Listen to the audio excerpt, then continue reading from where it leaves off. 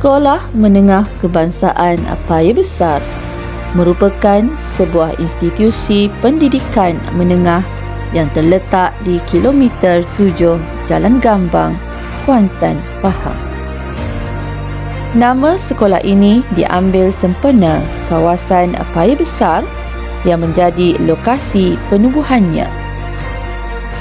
Sekolah ini mula dibuka secara rasmi pada 16 November 1982 dan menerima kemasukan kumpulan pelajar pertama pada 3 Januari 1983. Bermula dengan hanya 11 orang guru dan 143 orang pelajar, Sekolah Menengah Kebangsaan Paya Besar terus berkembang seiring dengan perubahan dan keperluan pendidikan semasa.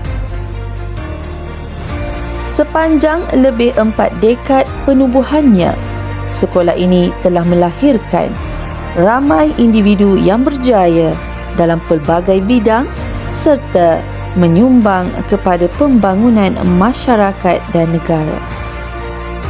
Berteraskan kecemerlangan akademik, pengukuhan sasiah dan pembangunan potensi murid secara menyeluruh, Sekolah Menengah Kebangsaan Paya Besar sentiasa komited dalam menyediakan persekitaran pendidikan yang kondusif, progresif dan berdaya saing.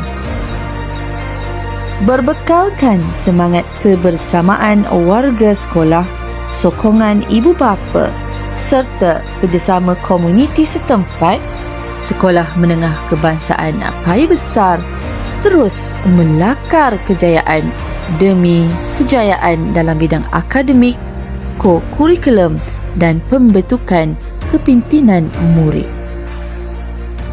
Hari ini, Sekolah Menengah Kebangsaan Paya Besar berdiri megah sebagai sebuah institusi pendidikan yang bukan sahaja membina kecemerlangan, malah membentuk generasi masa hadapan yang berilmu, berakhlak mulia dan mampu menghadapi cabaran dunia yang sentiasa berubah.